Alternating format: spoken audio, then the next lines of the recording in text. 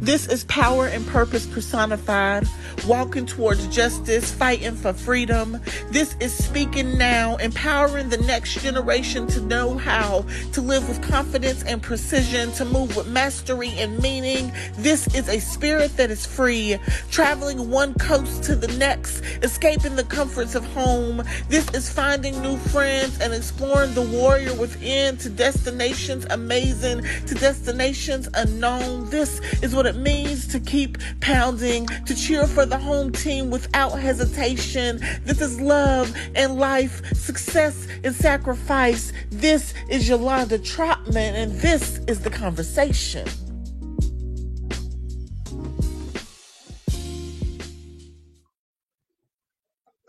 Good evening, everyone. Hello, hello, hello, hello. Listen. It is Wednesday. It is hump day. It has been, I'm sure, a long week for many of you. Thank you for tuning in and joining me here on The Conversation. This is a very, very special show for me, definitely for our guests as well, especially with what we are dealing with still in the midst of a pandemic. So I ask you, where were you a year ago? Do you remember where you were and what you were doing a year ago? Because most of us were knee deep in a stay-at-home order, concerned, not really entirely sure what all of this meant, but we were certainly dealing with so much as we were understanding this idea of COVID-19 or the Rona or whatever we were calling it back then. But interestingly enough, I realized when I was thinking about planning this show, literally a year and a day ago is when we did this show last year with my first guest, where we talked about COVID-19 and whether or not this was going to be our new reality. At the time, if any of us had said that we were going to be in the midst of a pandemic for over a year, I don't think any of us would have believed it. So welcome to the show, everyone. My name is Yolanda Trotman, and I am your host of The Conversation. If you have not already done so, make sure that you like, subscribe, and follow at all things at The Convo Pod Show. Literally, at this point, you can Google The Convo Pod Show, and all of our social media comes up from the website, from the YouTube channel, from the Facebook page, our Twitter, and our Instagram. So if you've not already done so, make sure that you subscribe to the YouTube channel. Share this post, definitely share this show, because there's going to be a tremendous amount of information that's out here. And especially when we get to our very special guests, when we talk about stories of survival. If you have questions, drop your questions in the comments. If you are tuning in from YouTube, you can live from YouTube, you can drop in your comments there. We'll see them. If you're joining us from the live feed, either from the Convo Pod Show Facebook page or from personal pages from our guests, you can also drop in comments because we'll be able to see them there. So if you have questions or comments, make sure that you do that. Also, if you've not done so, make sure that you go to the new website, which is up, which is theconvopodshow.com. There you can find all of our show episodes, all of our past show episodes. This episode, if you're catching this late or if you're catching the replay, will be on the website. If you also have Linktree, you can also find us at The Convo Pod Show there. So that's where you can find us for this show, all past shows, and of course, all future shows, which we are so excited about and we'll talk about at the end. So I definitely need you to take a moment and make sure that you share this, because there's so much information, especially if you've been paying attention to the headlines in terms of where we are with this pandemic, especially if you have concerns about vaccines.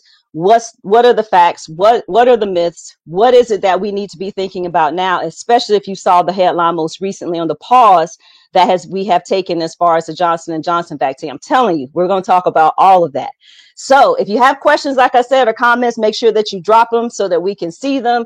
Send up a wave so that we know where you are watching from. Last week, we had folks coming in all the way from Hawaii. So we are building. So let us know where you are watching from. So without further ado, literally a year and a day ago, my first guest and I had a conversation about 2 weeks prior to that show when we were talking about what this COVID thing is, and we need to get information out there. At that point, we were about a month into the lockdown that took place here in North Carolina and literally almost every state across the country at that point.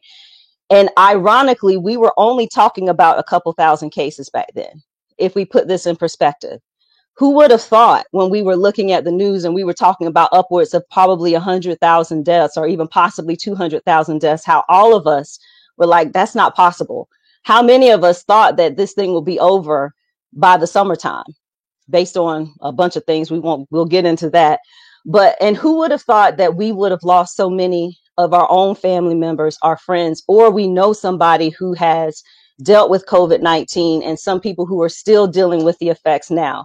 So my first guest is none other than the deputy county manager here for Mecklenburg County. At the time, he was the assistant county manager, so he has moved on up, y'all. He is now number 2 as far as the county is concerned.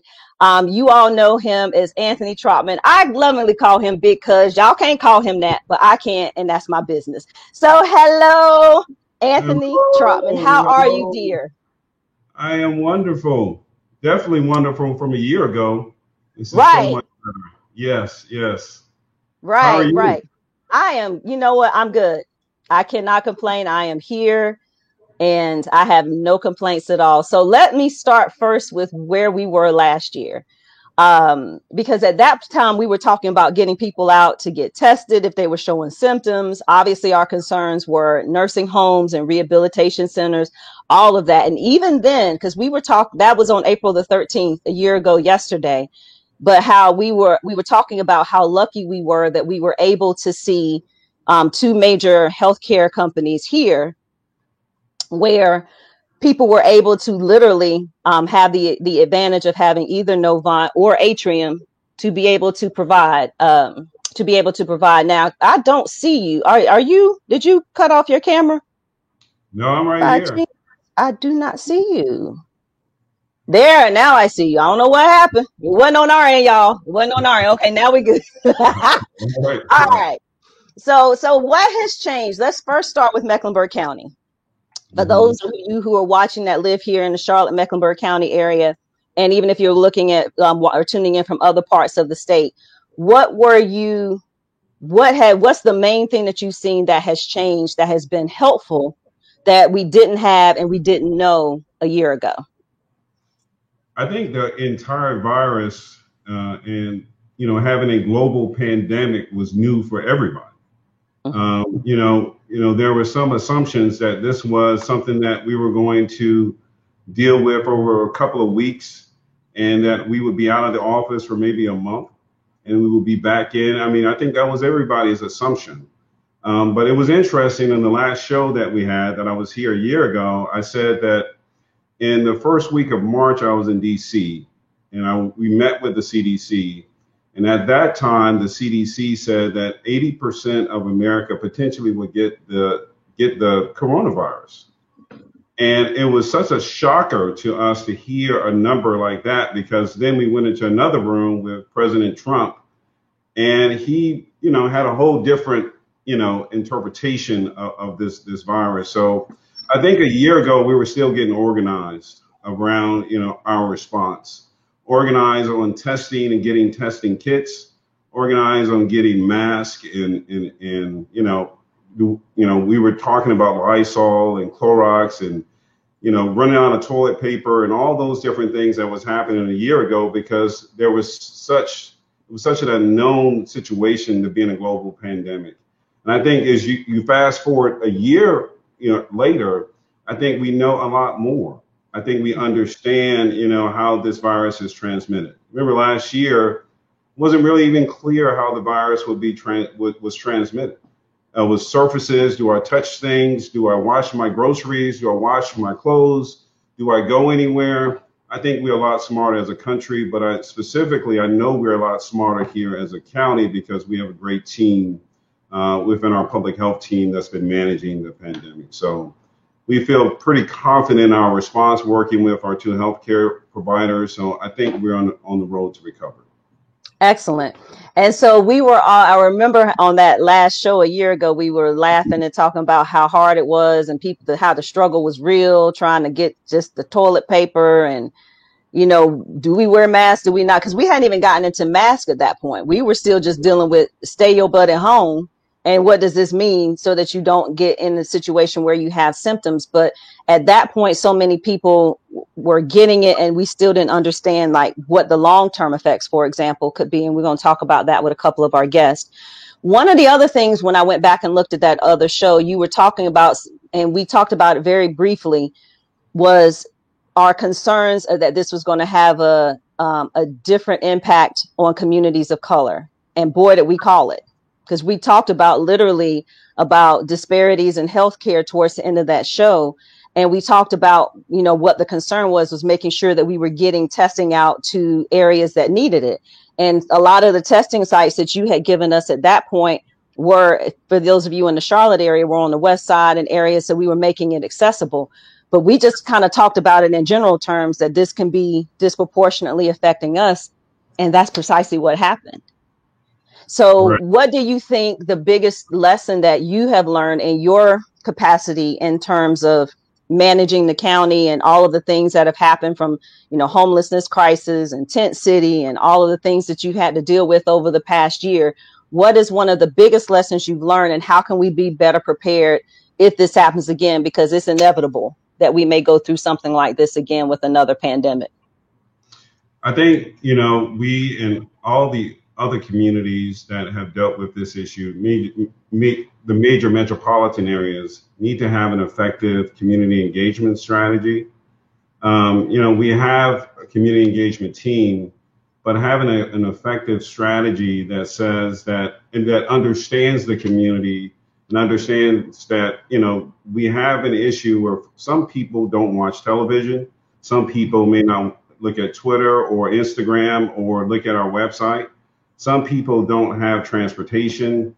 And so as we think about how we're going to engage the broader community, we need to have strategies in place to deal with all of those issues, to make sure, one, that we educate, all members of the community, and that we have a strategy where we're able to go into, every community, ensure that appropriate testing happens and the vaccine distribution happens as well. So right now we're going door to door.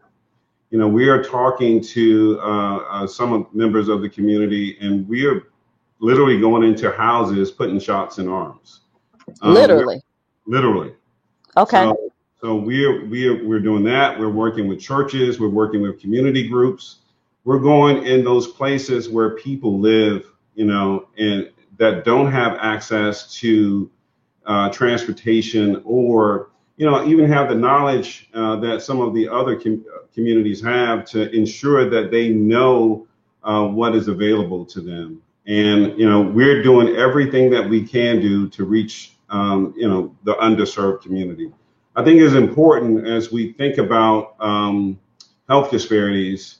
Health disparities isn't a new thing. We knew that here in our community, we call it the crescent, that there's disparities in income, there's disparities in health, mental health, transportation. We're looking at our community violence strategy, because there's more gunshot victims in the crescent. And so we're looking at all those various areas, and we're developing a strategy to deal with those issues. But at the same time, we are continuing to put shots in arms. We're continuing to test.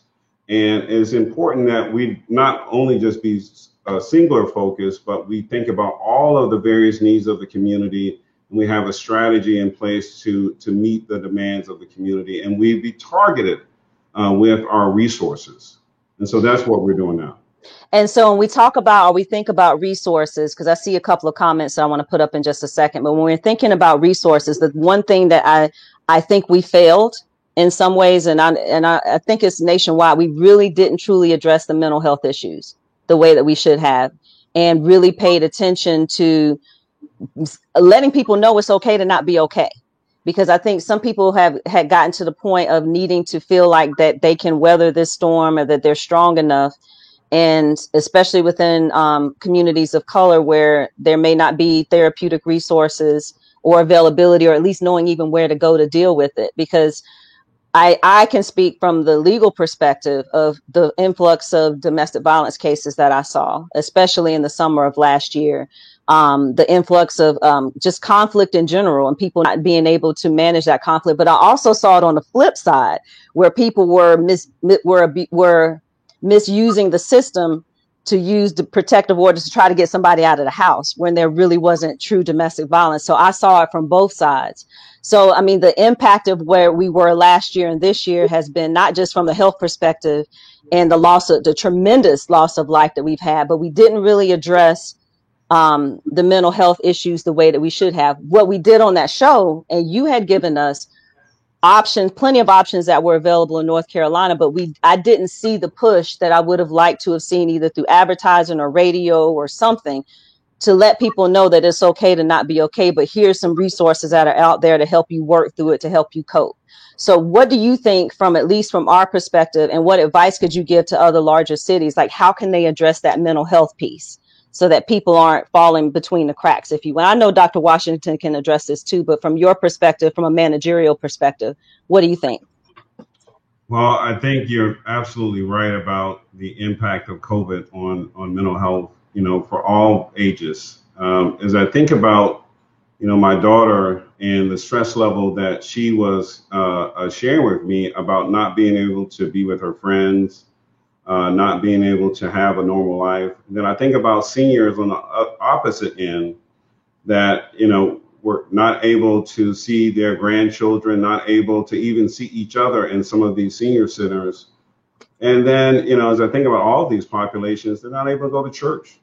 You're not able to see your friends at work and do, some of those normal things that we just enjoy to do. And there's a level of trauma and stress that has occurred, I think in all communities. So what we've done here is we have developed an initiative called MEC Hope.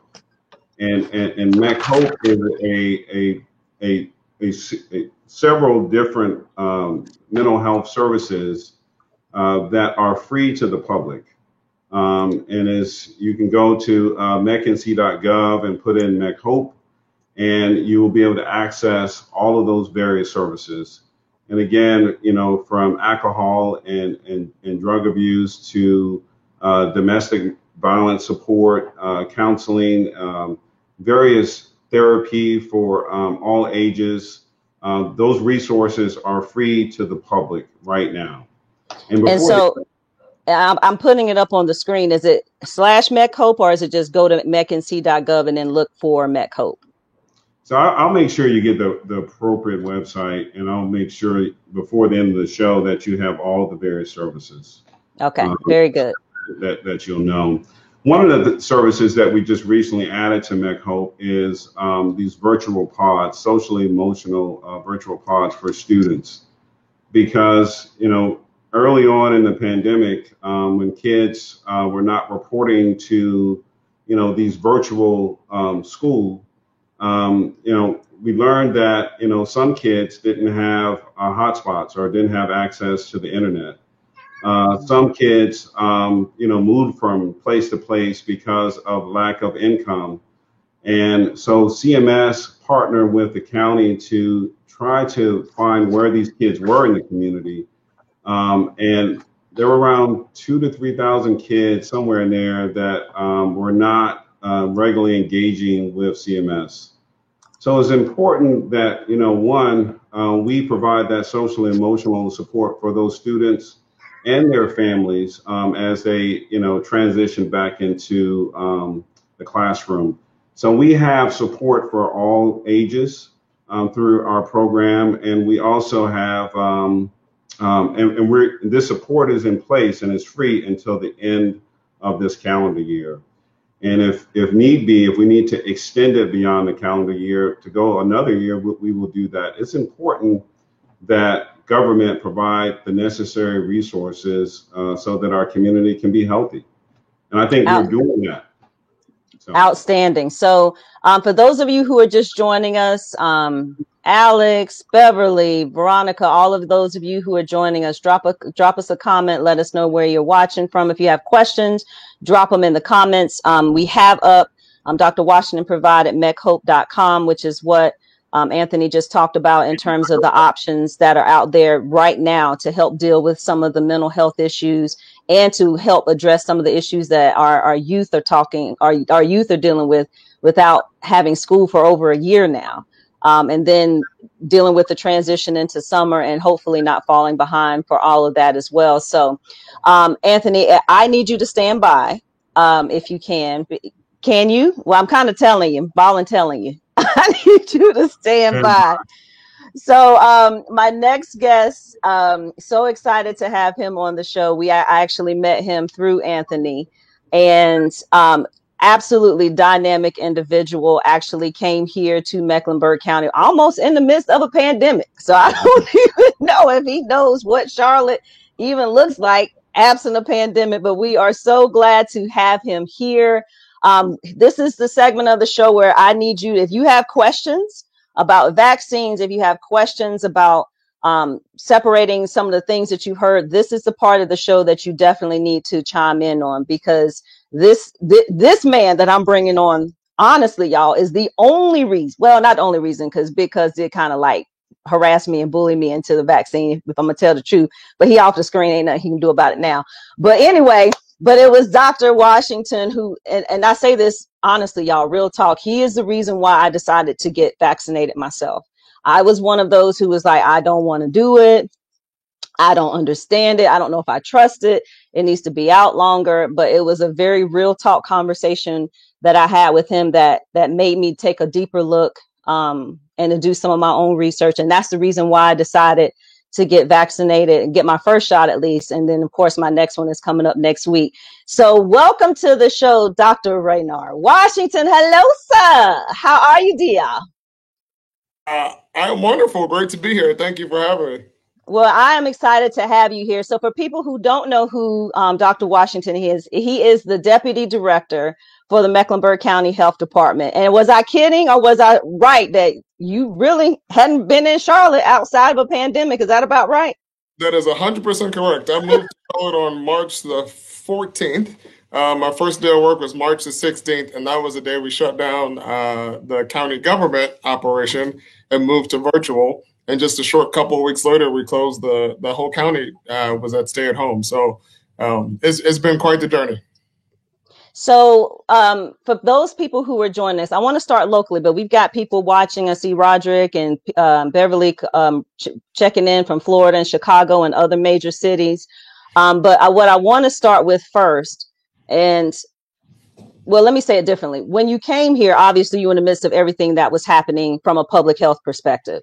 What do you think the biggest thing that people need to know now versus where we were a year ago? Because where I started with Anthony in terms of then and now, I want to start in reverse with you. What we know now and what we need to do going forward as far as managing this pandemic from a public health perspective. Of course. I think the thing I would say to everybody is that the pandemic is not over. And I think that's one of the challenges that we have right now, at least as it relates to people's perceptions about what's going on and what's important. So I'll just take a moment to encourage folks that as we're working to get everybody vaccinated as quickly as possible, we still need folks to comply with us, with the recommendations that have been laid out by public health professionals. That includes wearing a mask when you're out in public, includes not going to really large gatherings. I know a lot of things in our economy and our society are opening back up. But everything that's available to you is not necessarily safe for you. Wait, say that again. Wait a minute. Everything that's available is not always safe. And I think we know that for other parts of life as well. So certainly we just want to make sure that people remain vigilant. We have a number of variants that are continuing to spread in our community. You probably have heard here in Mecklenburg and really across the country that the UK variant, the B117, is the most predominant variant in many communities now. It's more infectious, it spreads more quickly, and we're working as hard as we can to get everybody vaccinated. Our vaccine supply is increasing. We need everybody to roll up their sleeve when it's their turn to get their shot, and certainly we will certainly get to a point of being back to a better state of normalcy, but we need a little bit more time. Okay, so for people who don't know your background, tell us a little bit about your background, and specifically with public health. And is this the first time you've had to deal with something like this in your role in public health? Of course, yeah. So I'm an epidemiologist by training. I think a lot of people didn't know what we do before the pandemic hit, unless you've seen a movie where you have a couple. There are a couple of feature films that are feature epidemiologists, but our job really is to really work to respond to epidemics. We have a number of epidemics that are ongoing in our community, a number of crises. I think Anthony touched on a couple of these. We have HIV, we have the gun violence epidemic that's impacting our communities. We have racism that's impacting people's health. So there are a lot of things that are immediate threats to the health of our community. And our job is to really work to try to prevent those things from causing more death or disability. So this is the first time, though, I think we've had a global pandemic in my career to this magnitude that required this kind of response. Remember, we didn't know a lot about COVID except for it spread via respiratory tract. So we knew in some way it was spreading either via air or something that you touch. And it's a particularly dangerous circumstance because it can spread really quickly. We also didn't know what the long-term effects of having COVID is. We don't know, we still don't know fully, actually. Folks have recovered as they can tell, but we don't know if there's some, potential impact a couple of years down the road. And so it's really important for us to be proactive in our response. That's why Mecklenburg I'm so proud of this county that took swift action early and decisively to make sure that we did everything possible to protect the health of our community and really minimize the impact COVID had, particularly as it relates to folks dying as well as folks getting sick.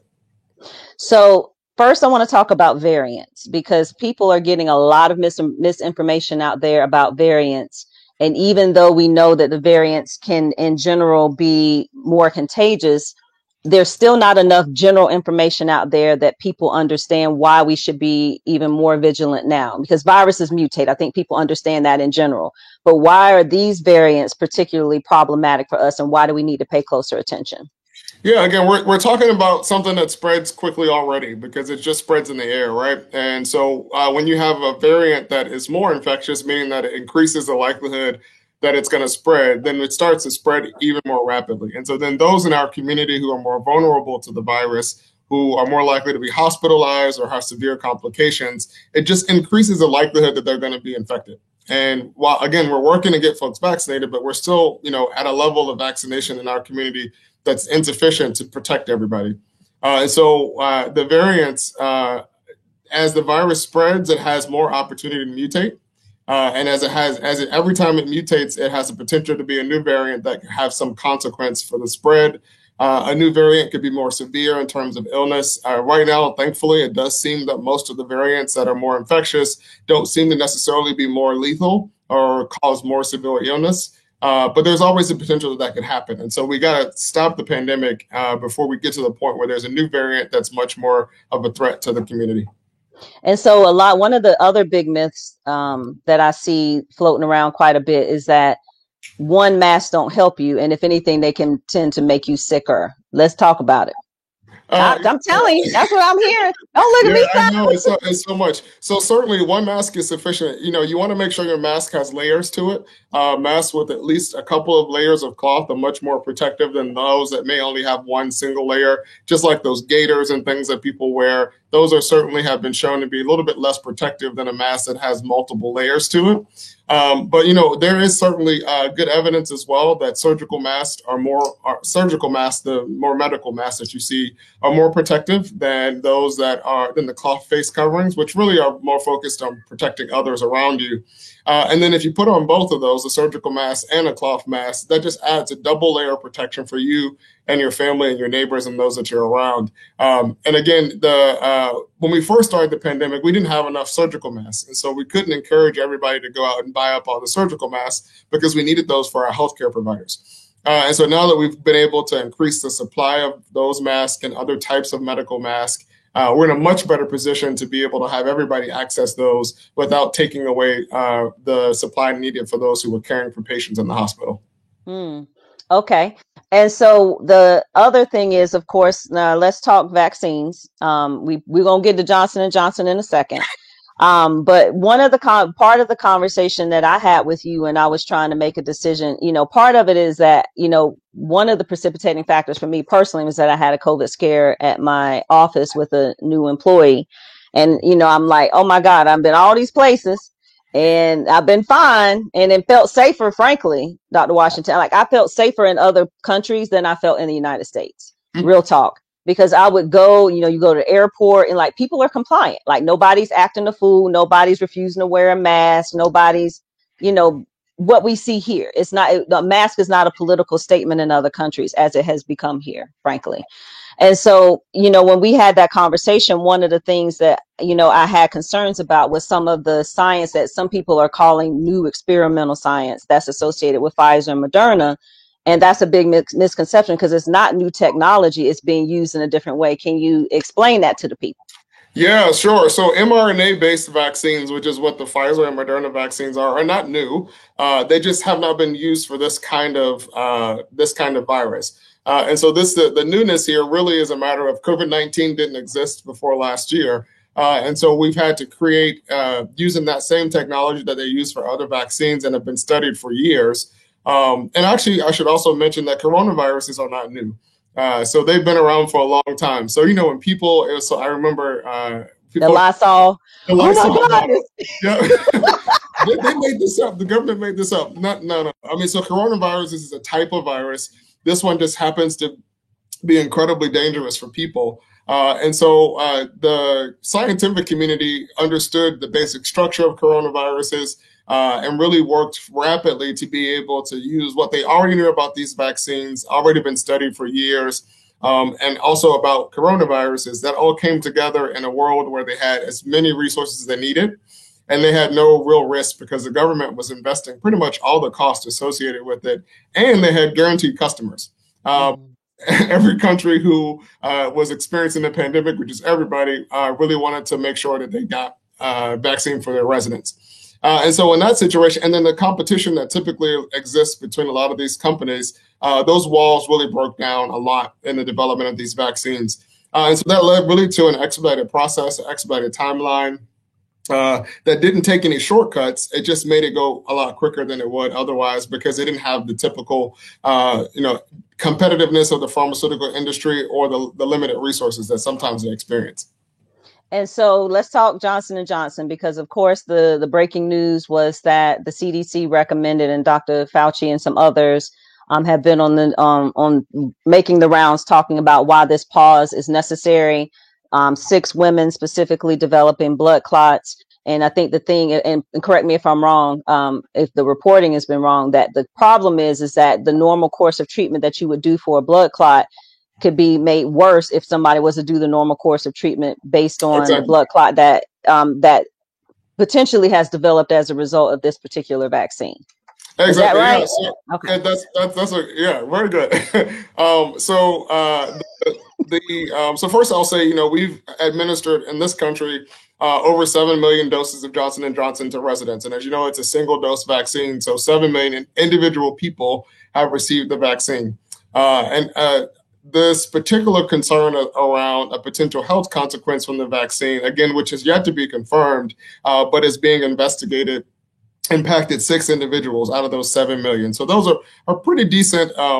That's a very, very, very rare event. It's less than 1 in a million. But we don't believe that there's going to be a global safety concern for the vaccine. Again, this is a very rare event. But as you mentioned, there is information about the potential that this could be related to the vaccine that we have to understand and look at before we keep going, right? And so this is basically just, as you said or described it, it's a pause.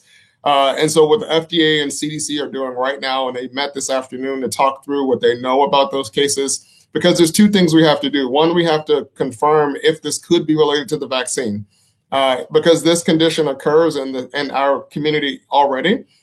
It's very, very rare in the community as well. And so it's a question of, is this a consequence of the vaccine, or this is just consequential? It just happened that these 6 women were going to have that happen anyway. And so they have to look at the data. They have to look at their cases. They have to understand their health histories, and then try to understand if there's something that we can learn from these 6 women's experiences that will have implications for the healthcare community moving forward. So when we start administering the vaccine again, people will know what symptoms to look for. People will know what the healthcare providers will know which questions to ask the patients who recently were vaccinated, so that they can choose the proper course of treatment for those women. This is a treatable condition. Like you said, it is. There's a certain level of medical protocol that needs to be followed if it is related to the vaccine, so that we can identify these cases and treat them properly, so that those women and individuals who may be impacted are able to survive and not have any long-term complications. The last thing I'll say is, for folks who might be worried about, they got Johnson & Johnson. My mom got Johnson & Johnson. And so she called me and she's like, should I be worried? And I told her, no, people who have experienced symptoms or any kind of reaction, all those women, it happened in the first couple of weeks following the vaccine.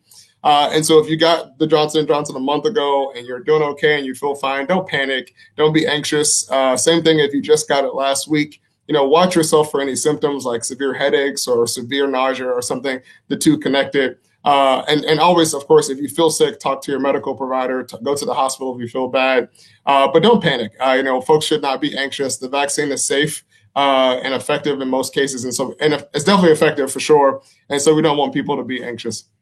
Excellent. So for those of you who are just tuning in, because I see some people popping in from Philadelphia, New Jersey, and some other places, let us know where you're watching from. If you have questions or comments, make sure that you drop them in the comments. Definitely, if you are tuning in late, you can go back and catch the replay, either here on YouTube channel or on the Convo Pod Show website. We definitely need to share this to get the information out. Now, Dr. Washington, I'm going to have you come back towards the end, because I want to transition into the second half of the show, because what I really want to focus on is what it's really like, because people have this perception of, well, because so many people may not have had it that bad, or they just had minor symptoms. And because of how it's affected us as a community, it was super important for me to actually talk to people who have been through this in various stages during the pandemic, because it affects different people in different ways. And I think we take for granted what that means. And then what I also want to talk about when I bring you back towards the end is, now, how do we address issues with young people? Because we see this spread that we're seeing amongst young folks, and that we can tell with the science that as we vaccinated older Americans, we saw the numbers go down. But now we're seeing the numbers tick up with younger Americans. And now that there's some eligibility in most states for younger people, we've got to be especially important. It's especially important that we deal with it, especially when we start thinking about schools opening up and things of that nature. So can you sit tight for a little bit? Yeah. Appreciate you. Okay, we'll be back. So my next guest, we actually connected through social media, of all things, the power of social media. Didn't even know him that well, but what struck me was when I started to see stories and his process of how he had to deal with contracting COVID very early in the process. And what is so incredibly important with his story is, I'll let him tell it. It's just better for him to tell it. So coming up and welcoming to the show for the first time, Teddy Andrews, originally from Brooklyn, has been here in Charlotte for almost 28 years. 27 years. I got it. Works for American Airlines as a flight attendant and a flight instructor. Teddy, listen, thank you for joining us tonight and sharing your story. How are you this evening? I'm good. Thank you for having me. I'm doing well. Very good. So for people who don't know you, tell us when you first contracted COVID, and oh my goodness, what's the first thing that went through your mind? So the first week of March, I was, for the first 2 weeks of March, I was in South America, teaching for the company, teaching a class in Montevideo. And then I went over to Santiago, Chile, and was teaching. And that was the first 2 weeks of March. The third week of March, we went to Santiago. The numbers started to rise high in Asia. And then I was initially scheduled to go to Asia, and then they sent me over to South America. The numbers started to rise, and they started to shut down the European border. So they told all the international trainers, come back home. So I came back home with the sniffles. That's it. I was blowing my nose on the flight home. It was a 9-hour flight from Santiago to Miami, and then a 2-hour flight from Miami back home. Got home about 10 o'clock that day. Let me go by the drugstore, pick up some medicine, stay in for the weekend. It's probably a cold. Let me just kind of doctor the cold. Well, it went downhill from there. From Friday, 11 o'clock that morning, the entire weekend I was sick. Aches, chills. Felt like someone had run over me with a truck. I went from chills to shivers to sweats to had to change my clothes, change the bed sheets. several times. Couldn't make it up to the stairs by Saturday. I could not make it to the second floor of my house. So I made a pallet on the couch. Again, sweats, chills, aches. So by the time Monday morning, the 13th, I was 104 fever and at urgent care. Now, this was when? This was early March or late February? Second week of March. Second week of March. Okay. Mm-hmm. And at this time, I think there was maybe 2,000 or 2,200 cases in the United States, and I think we were at maybe 49 deaths. Did you think it was COVID, or you just thought you had I the was flu? afraid because they were sending us home because the number of COVIDs. So in the back of my head, I'm going, Jesus, please don't let this be COVID. It's just a cold. Let me just take some cold medicine. I'm going to go home. So I went to urgent care. I drove myself to urgent care. I didn't want my daughters to take me to the doctor because I was afraid. Oh my God, what if this is COVID in the back of my head, right? Mm-hmm. So I get to urgent care. They test me for the flu. Wait 15 minutes, influenza A, B, negative. So they go out and they have some conversations. I can hear the doctors talking in the hallway. They come back in with full hazmat suits on. Oh my gosh. And say, we're going to have to actually test you for COVID. You are flying out of the country. You're a flight attendant. We think it may be COVID. So at that time, and Dr. Washington can probably attest to this, you had to get permission. The clinics had to get permission from the Mecklenburg County Health Department to give you a test. And so we called to the Mecklenburg County and got, I guess, a case number to put on the file or whatever. And they tested me, told me to go home for 5 to 6 days. You'll get the results. The next day, a nurse from Dr. Washington's office, thank you, Dr. Washington, because she was wonderful, called me and said, you tested positive for COVID. At that time, you were emailed a letter that said, if you leave your house, you can face 2 years up to 2 years imprisonment or a $2,000 fine. I still have the letter to this day. Wow. If you leave your house because you're now under quarantine for 14 days, there was a case nurse assigned to your case, and you were to report to them what's going on. That was Tuesday. By Thursday, Yolanda, I could not breathe. I literally was in my house thinking that I was going to die. I couldn't catch my breath. I was leaning over the kitchen counter. I have an island in my kitchen. I was leaning over trying to get water so that I can maybe get some oxygen because I couldn't breathe. So I called the nurse who I was assigned to my case, told her, I think I'm going to die. I got to get out of my house. I got to get to the hospital. She said, call 911. I'll call the emergency room at Atrium, and they'll meet you at the emergency room. But I couldn't wait. So I jumped in my car because I didn't want to wait for an ambulance because I really thought I was going to die. Thank God I left 5 minutes from Atrium Health, got to the hospital. They met me again with hazmat uniforms on, everything, gloves, full garments. Took me in. My oxygen level at that time was at 89, and my fever was 104.5. 104.5. And so I stayed in the hospital. That was on Tuesday. That was on Thursday. By Sunday, they were calling my family saying, if he makes it to the morning, it'll be a miracle. Within a week, Teddy. That's a week. Within a week. That quick. I had gone from sniffles. Wow.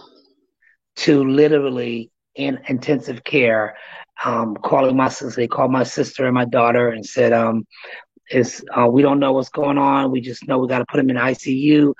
Here we have to get an intubation form signed by him and a do not resuscitate form. So you can imagine what I was going through my head at that time. So tears, I could barely talk. So I had my sister on FaceTime on my phone, on the pillow. She was talking to the nurse, talking to me. And that's when it began. I stayed in the hospital for 26 days, 10 days in ICU, and came out. And I didn't see a human being in person from March till September. Get out of here. 6 months, no human contact. I had friends that would drop food off at the house. I had family members that would send me foods, drop things. I had friends that would come and sit in my driveway, pray with me through the window, touch the window with my hand to their hand on the window and pray for me. My church was instrumental. The Park Church, big shout out to Bishop Claude Alexander and the Park Church family. Bishop Hezekiah Walker, their churches were they went on a 24-hour prayer vigil and was praying for me. And I made it through.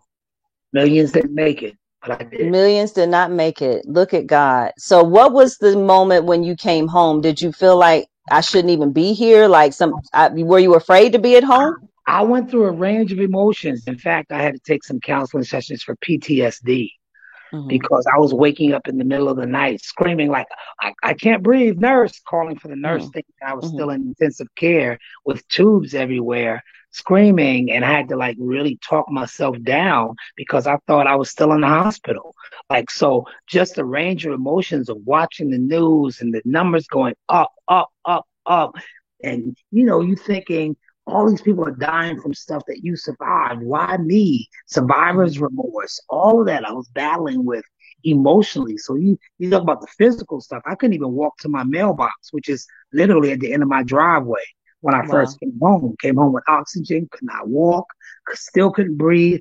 I still cannot run. Before COVID, I could run 6 miles, 5 minutes flat. I can't run 2 miles now.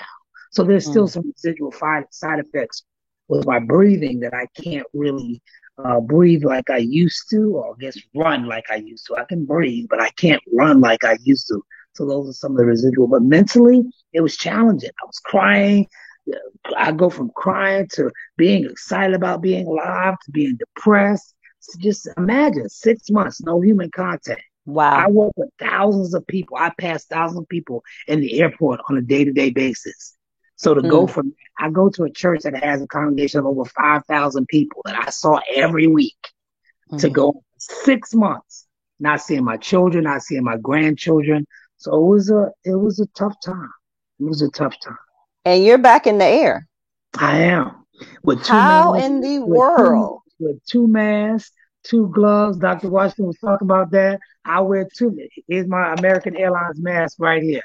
I wear this one with this double. And I wear a surgical mask under that. And I wear gloves. And I laugh because you were talking about people who were so compliant. I wish I knew some of those people because on the flights that I'm on, we battle every day with people who are not. Yes. And you can tell, especially in certain states that I fly to, whose governors are anti-mask, those are the most challenging states. The people that we have to fly, and some of us just hate flying to those states because people are still fighting you about masks. Still. What would you tell, and I'm going to have you stand by because there's a couple of things I want to finish with everyone else, but what would you say to somebody who still doesn't think that it can't happen to them? You want the vaccine. Trust me, you do not want the virus. This thing is real. And if you don't believe me, just take a look at the numbers that are being reported every day. This thing is still out here. Very good and very important for people to know. We're going to get, and at the end, I also want to circle back on talking about safety flights, all of that type of thing as well. So can you stand by for me, please? Will. And let me say, which I see in the comments as well, what people are saying, that people are just so thrilled that you're still here to tell your story. Because just like that, from one day from the sniffles to a week later, people not even knowing if you're going to survive the night. That's so incredibly powerful. So stand by. God is good. All right. Hold on. All right. So my next guest, all the way from New Jersey, we can go all the way back to undergrad at UNC Charlotte. She is an entrepreneur, owns her own company called Always Apparel. And I was following her story as well through social media and some of the challenge that she was dealing with. I'm gonna let her tell her story because nobody can tell it better than her. So welcome to the show, everyone. None other than Kia Van Wright. Ford, how are you doing, darling? Hello, darling. How are you? Hello. Fantastic. So how are things in New Jersey?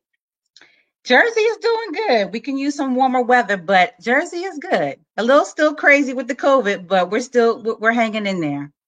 And I really wanted to talk to you because you were in the heart of where not in the heart of the hot spots, but you were close to where the hot spots were in New York and surrounding areas where the numbers just exploded.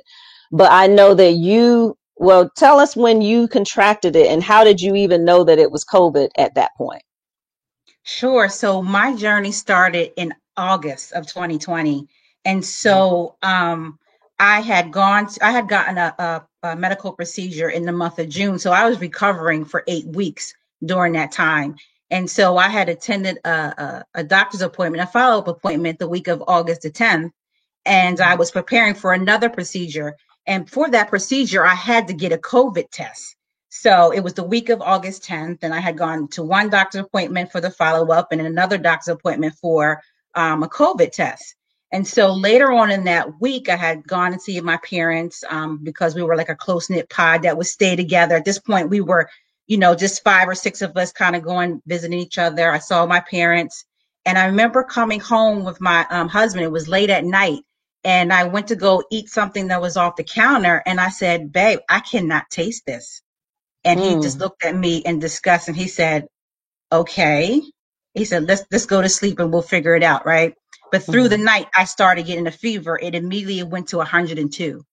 And I woke up that quick. It was just like night and day. And I woke up on a Sunday. It stayed at 102. Monday was the day of my actual procedure. And I called the doctor and I said, look, I can't make it. My fever now is 103. And he said, hold up, let me go check your records. He said, yeah, you're positive for COVID. And so I found out that I had COVID by getting tested for a procedure. But when I look at my travelings, the only places I had been were the doctor's office. So I probably contracted it from a follow-up doctor's appointment. At this point. And so when you found out, what was your first feeling? Like, was it anger? Was it fear? Like, what was the first emotions that you felt when you first found out? I'll say D, all the above. I didn't know what to think because for me, it was so devastating for a couple of reasons. Number one, I had just been around my parents on Saturday. So I'm thinking, oh my goodness, what if they have it? Number two is, what's going to happen to me? I was like furious. I didn't know what was going on. I was scared. I was all these emotions at one time. And I said, Lord, I don't know what to do at this point. And so I went from talking to you, and talking to other people, to my husband, to being bedridden immediately. It went so fast from a fever of 102 to 103. And it was just so scary. Now, did you lose taste and smell? So yes, I lost taste and smell. And would you believe it, to this day, I still do not have my taste and smell. So it's 8 months later. Are you serious? I thought it still. Wait, I need people to hear you clearly. Yes. Now, this was August of 2020. It is now April of 2021, and you still are struggling with not having taste and smell. Right. And so I'm pretty sure we'll get into more of my story, but the residual effects, well, that's one of the residual effects of having COVID for me, is still not being able to taste and smell. And my doctor said that it's not uncommon. He still has some patients that are going on a year that don't have the ability to taste or smell. So I wish I could chew taste a hamburger at this point, or some fried chicken or whatever. But at this point, I have no sense of taste or smell. It's horrible. How do you deal with that psychologically? So just to like Teddy's point, I had to go to therapy. I went to therapy and still into therapy. I had actually 2 therapists, one to deal with the anxiety that I was dealing with at the time, the emotions of being able to just do day-to-day tasks. Because at this point, I was dealing with bouts of fatigue where I couldn't peel myself off of the bed. I was still dealing with, they call it brain fog, where you couldn't really concentrate. And that kind of affects me even to this day, every now and then. And so it does a doozy on you, like mentally, just thinking from day to day that you're going to die while you're going through COVID. There was a moment where I had stayed up for 72 hours straight because I was scared to go to sleep, because I thought I was going to die. And like Teddy's story that he shared, I couldn't breathe. I was hospitalized 5 times, just in and out of the hospital, just really dealing with this thing that they call COVID. And again, let's fast forward 8 months. We're still dealing with this. And so am I in certain ways. And so for people who don't know, I mean, you're not you're not the typical patient. You didn't have any major pre-existing conditions or any of that. And so here you, like, the assumption was, at least in that time, that you're more susceptible if you have that or if you're older.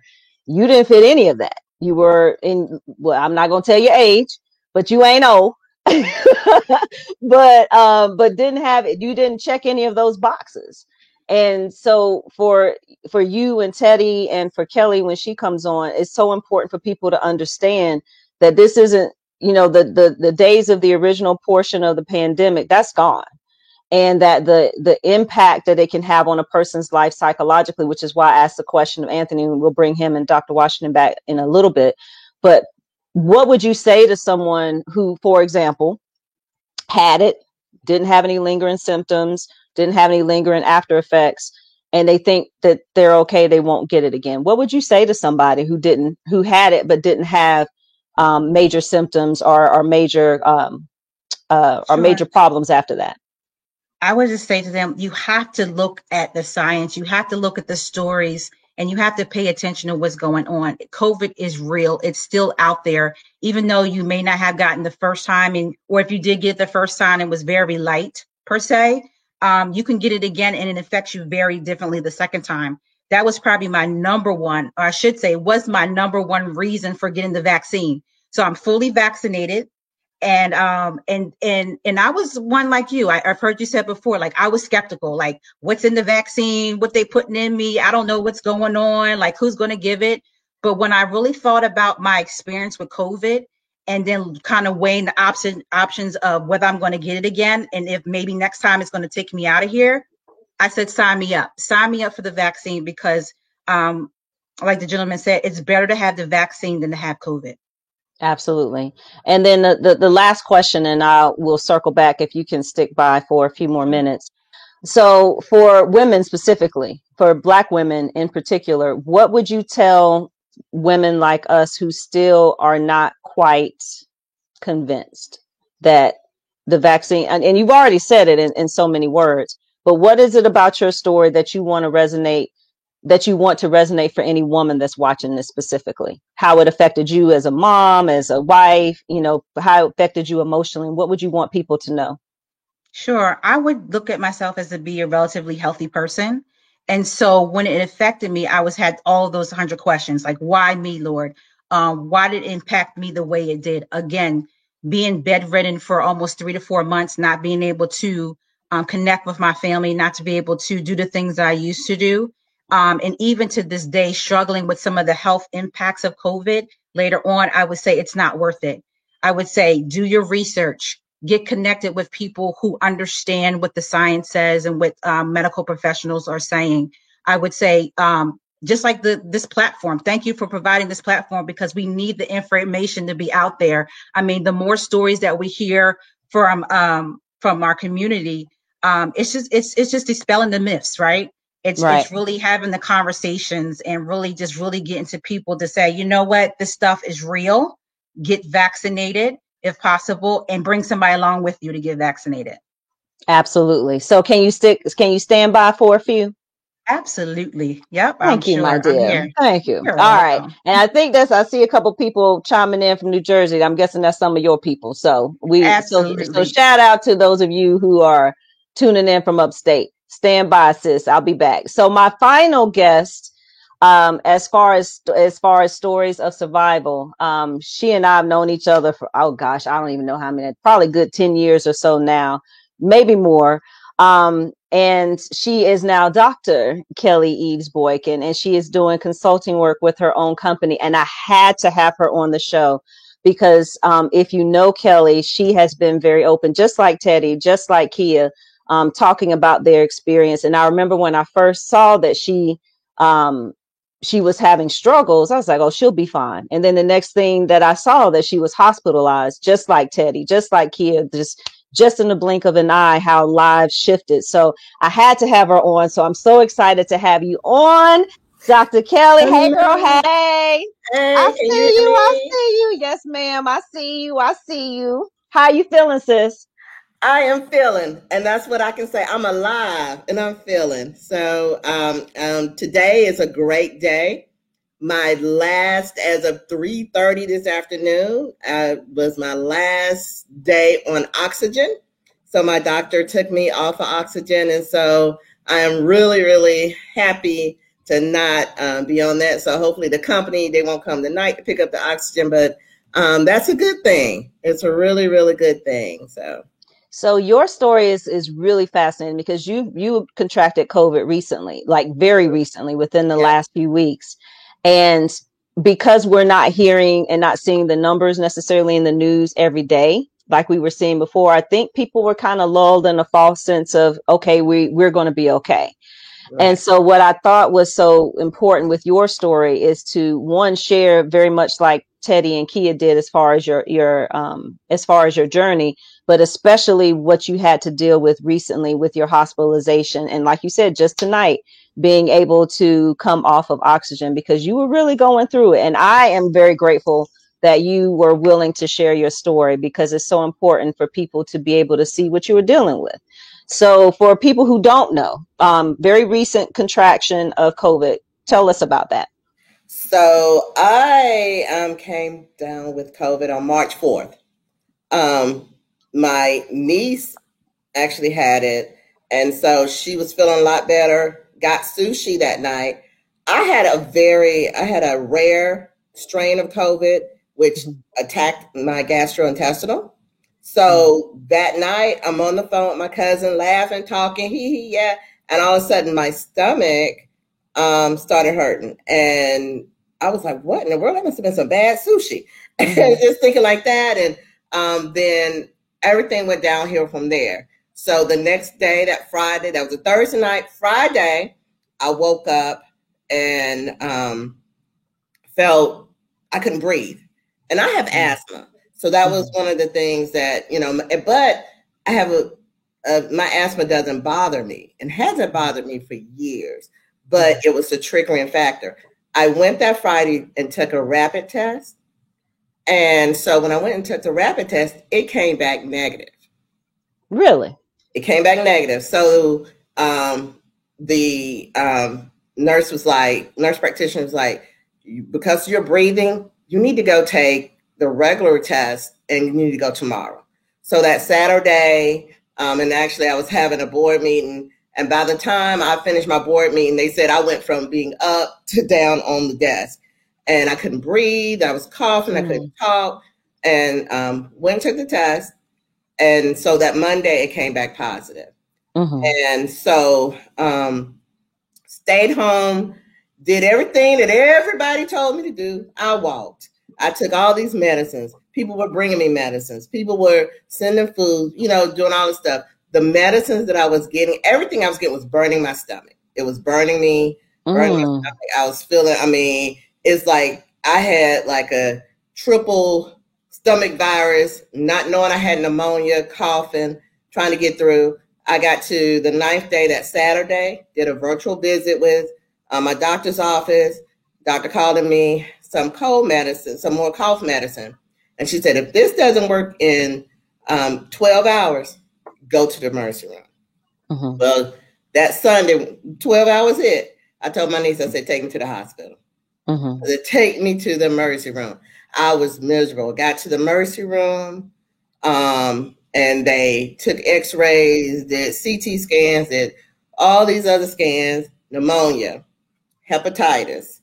I had a lesion on my pancreas, 7-millimeter lesion on my pancreas. All this stuff, the effects of COVID. What I will say. That quick. So wow. 10 days. So at day 10, when everybody else is coming out and, I'm out of my quarantine, I was going in. And so I would tell I went really kind of downhill from there. And it was funny because even today on my call with my doctor's appointment, my pulmonologist, he's like, you look so much better. I'm like, I must have been looking really bad. But he's like, you look really, really bad. You in the hospital, you look so much better. So he said that like 3 or 4 times while we were on the call. And I'm like, okay, I must have been bad. But in actuality, the week that I came home a birthday party, and Dr. Candy, Octavia Candy, I love her to death.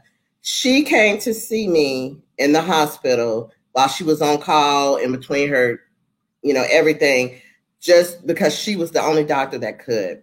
Mm-hmm. And so she came in to see me, and she told me, she said, Kelly, I've seen many cases of COVID, and you were bad. You were really bad. While I was in the hospital, I think that Tuesday, I got, just listening to Kia and Teddy, some of the same things. I got to the point where I would cough so much that I would get choked, and I couldn't get it up. And it happened that morning that Dr. Miller, my doctor, was in there, and he was trying to, get me, rub my back and be there and try to get me. And the nurses and stuff came in, and they're looking at me, and I'm just like, I felt like, it was like I blinked out, and I knew they like, okay, this is time we can intubate her. And I'm like, no, I'm like, I'm coughing. I'm going to get this up, but you're choking. And at that moment, I was like, God, I can't die. I felt like I was dying, because the more I coughed, nothing would move. And that feeling, and I tell anybody, you don't ever want that feeling. You don't ever want to feel like this is how you're going to go out of here, because I just I couldn't breathe. I was choking. And nothing is like, you have this lump like right here in your chest, and it's like, I can't, it's not coming. And it's sad when your doctor is kind of standing trying to help you, and it's nothing that can happen. So that it was really, really rough. And then I would say this, I was at the hospital, and for 3 days, they denied me one of my medicines. And wait, what? Right. It was like they were saying in my chart, because Dr. Miller said, read your chart. Mm-hmm. I'm not the average patient. And right. I read my chart. I have it on my phone. Knows I need to know what's going on with me. So when I read it, and he was like, did you get your nebulizer? And I'm like, no. He said, well, they said they gave it to you. They said it, twice they gave it to me, but no, I've not gotten a nebulizer. And then the girl came in, she didn't really want to give it to me. And then I was like, you're going to give it to me, this nebulizer. She actually had it right outside the room. And that's when he ordered it on Tuesday. And on that Thursday at midnight is when I finally got it. And so, wow. For me, I'm going to be an advocate for other people, because I know if it happened to me, people who don't have their chart, who are not reading, and whose doctors are putting orders in and may not be getting them. And my nurses were out of sight. My nurses and CNAs were excellent, but it was another department that definitely dropped the ball, and the ball got dropped. And so just think of how many other patients, Dr. Miller was upset. He was really upset. And so he's like, your treatment could have been 4 days ahead. It is not. So that was one of the things that happened with me.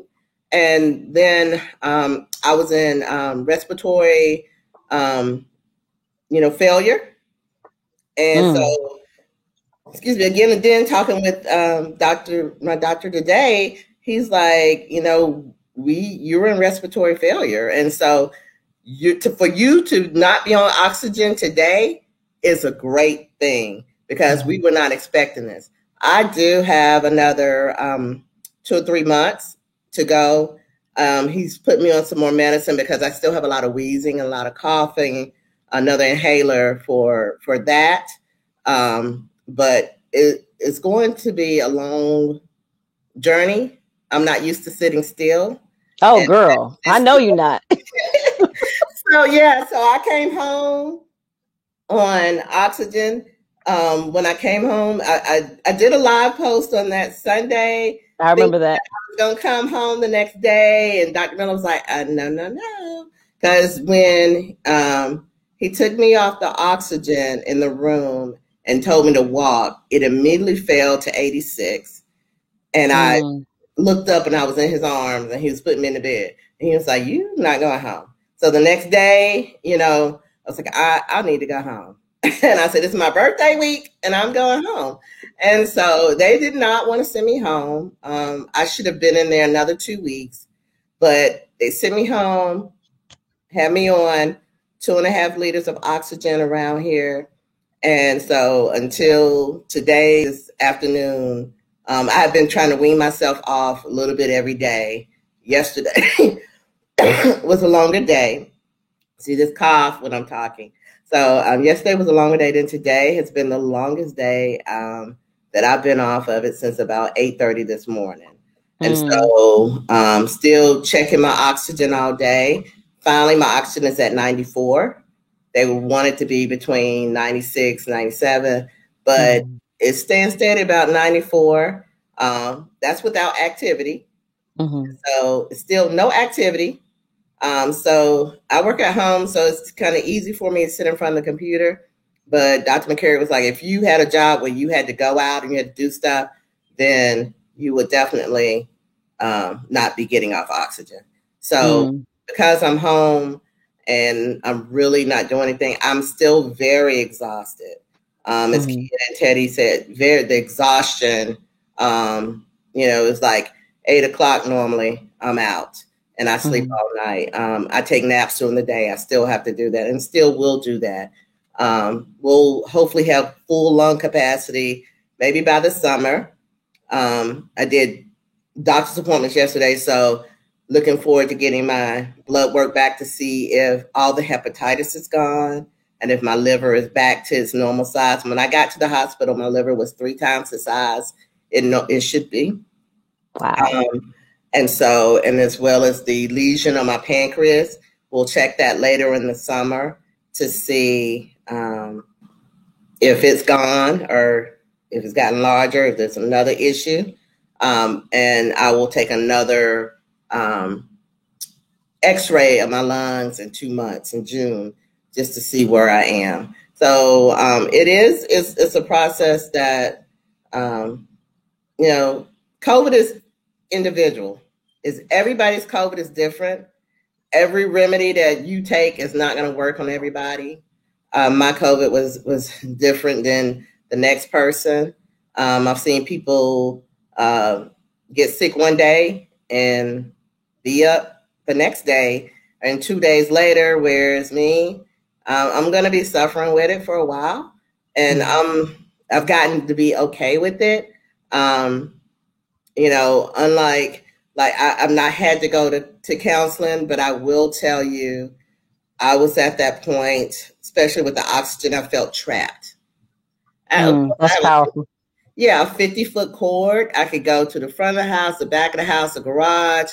I could move, but I didn't. It's like I didn't have the freedom if I wanted to go to the store. So the first thing I did was go to the store. So it was like I wanted. It's like I can't go anywhere. I can't go anywhere. I'm here. I'm in this house. People will come by. They're like standing in the yard talking to you. And I was actually in CVS and I coughed and the guy said, don't be afraid to cough. And I looked, because I was kind of holding in, and he said, don't be afraid to cough. And I turned around and I was like, you're right. I can't be afraid to cough, because if I don't cough, it's going to be another issue. But the trap feeling all this stuff can lead to depression. There were days that I was in the hospital and most people who knew me, a lot of people tried to contact me and I had my phone on silent. And, I've been at everybody's beck and call forever. And I couldn't be at anybody's beck and call, because when I talked, it hurt so bad. And it would just be nothing but me and that wind machine. And the depression was starting to really, it was kicking in. And I was like, I got to get out of here. I can't stay, because I could not, like most patients, when you go to the hospital, they want you to walk up and down the hall. No, the only place I could walk was in my room. So for 10 days, I was in my room. Unfortunately, when I was in the emergency room, one of the things that I said I will never forget is my first couple of hours there. There's the patient beside me passed away, and the family, the wailing of the family at the loss. And then the man next to me, where I could hear just the coughing and the pain, and those are sounds you never will forget. And I'll never forget them. I'll never forget them. And that in itself puts fear in your heart. The other thing was was it last week?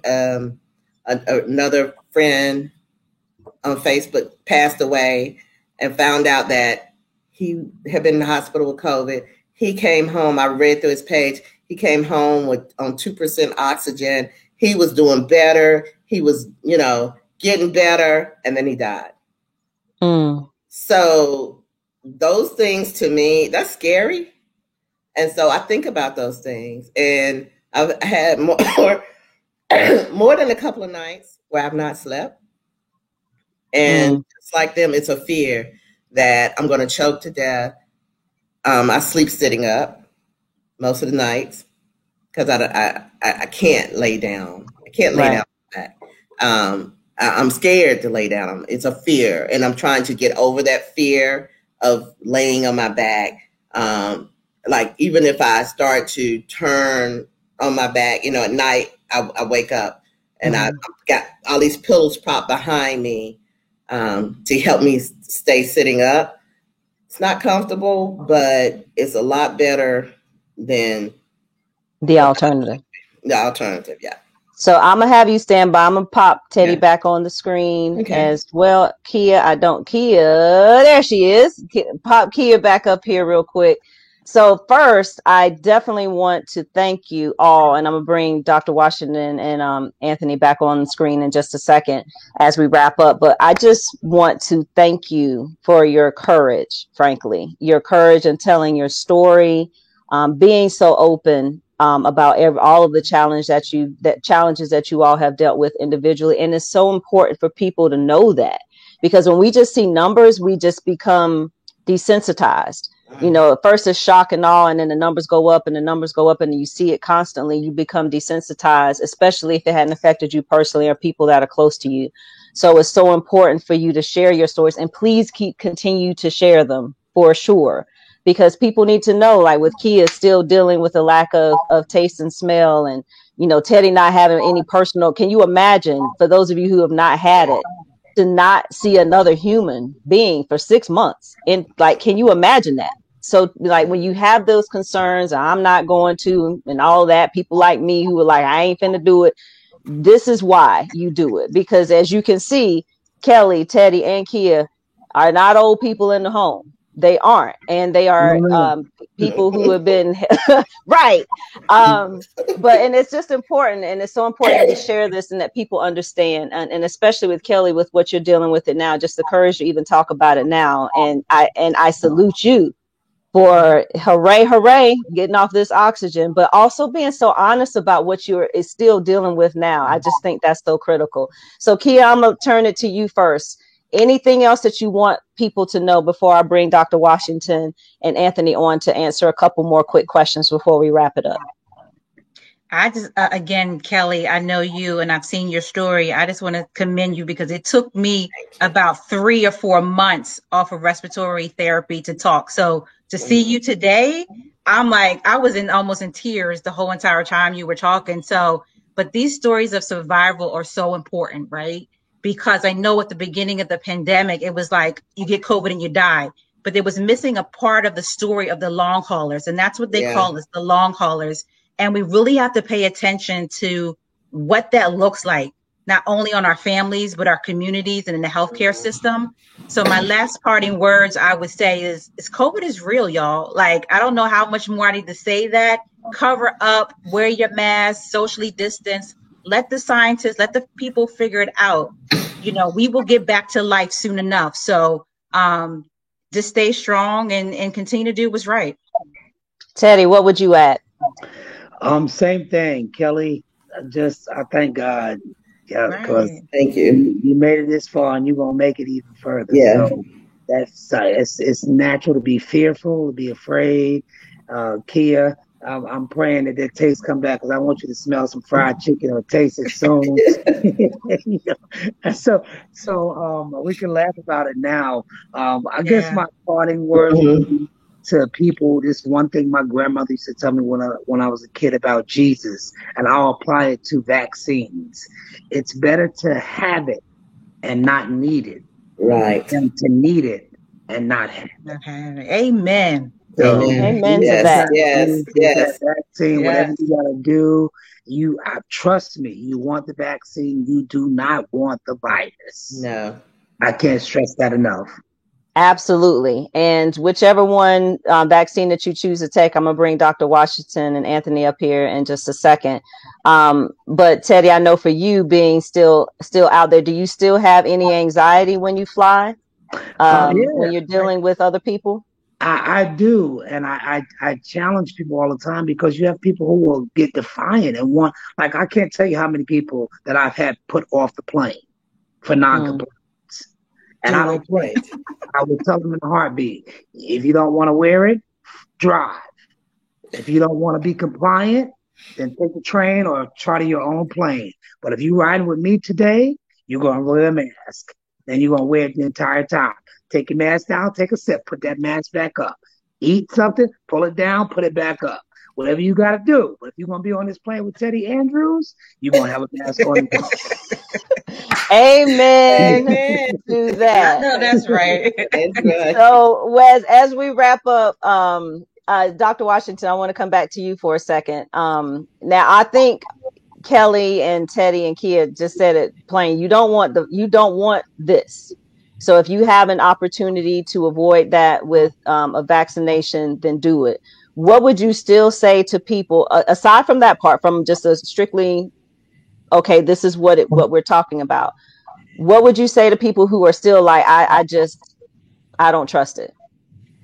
Yeah, I mean, I can only reiterate that there are all three vaccines that have been approved are safe and effective. You can look, as you said earlier, look at our nursing homes where people were dying every single day.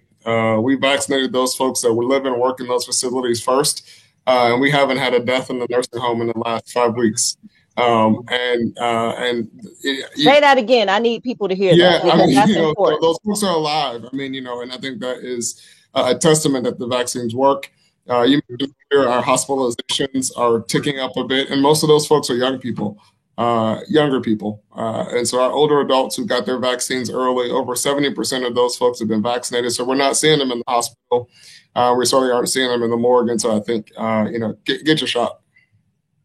And so what about young people now? If you have a teenager who's now eligible, or somebody that's a college student, what would you advise parents and their loved ones as far as keeping safe? Because obviously we're seeing all the television, people going crazy, it's spring break, and they don't have the same perception that it can't happen to them, or if it does, then they're invincible and it'll be no big deal. Yeah, I mean, the same is true. I mean, we have young people on ventilators. We have young people who are fighting for their lives today.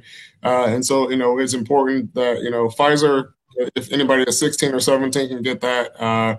We did offer vaccines at all of our colleges and universities here to make sure that those students who are living on campus and on campus are getting vaccinated. But when it's your turn, we got a lot of shots available right now, even with the J&J pause. And so, a lot of places are doing walk-ins right now. So, just get your shot and get in line, and let's get past this thing.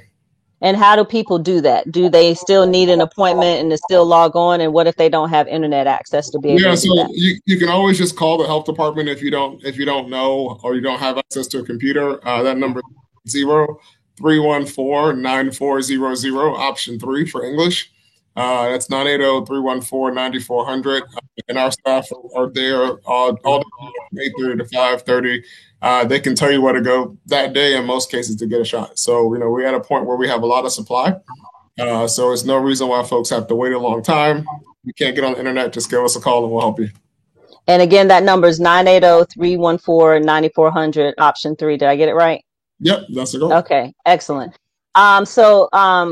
Anthony, one of the questions I just want you to touch on real quick as we wrap up, and I didn't have a chance because it's going to take up the whole screen, but basically, are we including churches and local initiatives around mental health? And is that an option for us to be able to incorporate churches in this effort to deal with a mental health issue. So your question was, are we incorporating churches in the mental health effort? In any of these local initiatives for mental health, yes. Yes, we are. We have a partnership with the churches called Village Heartbeat, and that's not a new partnership. We've been working with them for a number of years, where we've been focused on reducing cardiovascular disease with the churches, in partnership with Novant Health, as well as some other small contracts that we have. Each church serves as a hub. They educate their congregation and other members in the community to, eat healthy foods, exercise, and understand, their diagnostic information.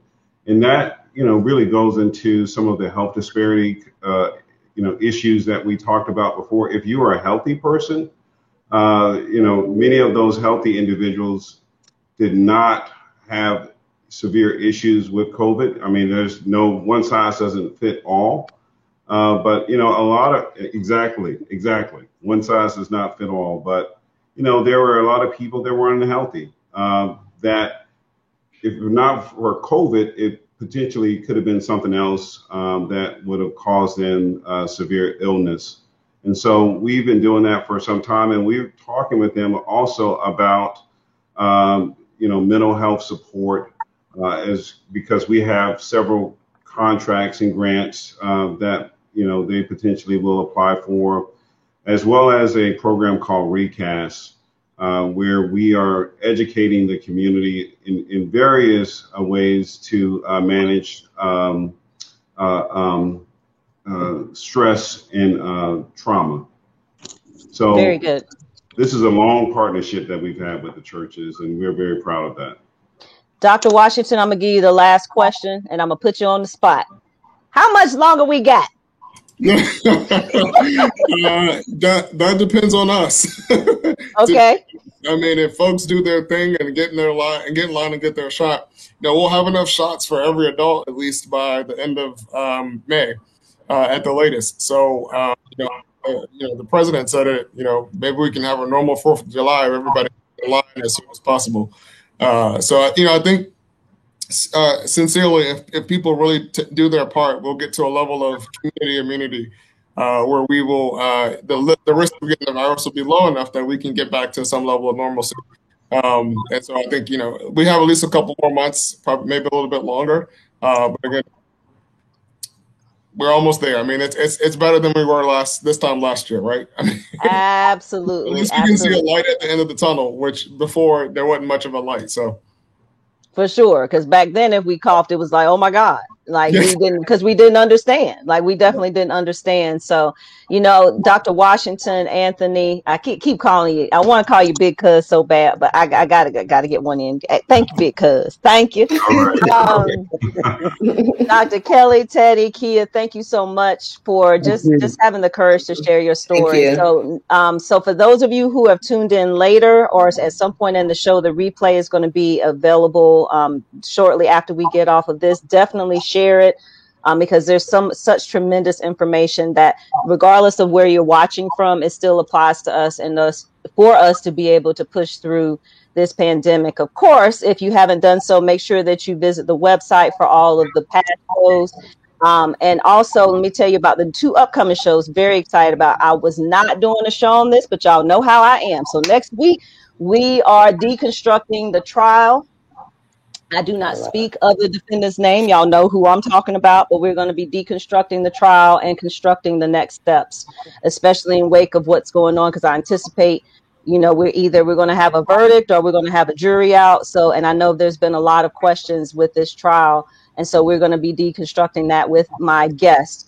And then our next personal conversation series resumes back in May. I'm so excited to have Congresswoman Alma Adams for a one-on-one conversation talking about her personal story, her legislative agenda, and all of the amazing things that she's doing that you may not even know about in terms of what's going on Capitol Hill, what it was like on January the 6th. We're going to be talking about all of it in a very real talk conversation. So make sure that if you haven't done so already, make sure that you like, follow, and subscribe at all things at the Convo Pod Show. Thank you so much, everyone. If you're catching this on the replay or if you caught it midway through, definitely go back and watch and share. everybody, stay safe, mask up, stay Yes. 6 feet, and get your vax. Yes. Get your vax. Yes. Please get your vax. All right, Yes. everyone. Y'all have a good night. Stay safe and take Good night, care. everyone. Good night, Bye. everyone. Good Thank night. you. Good night.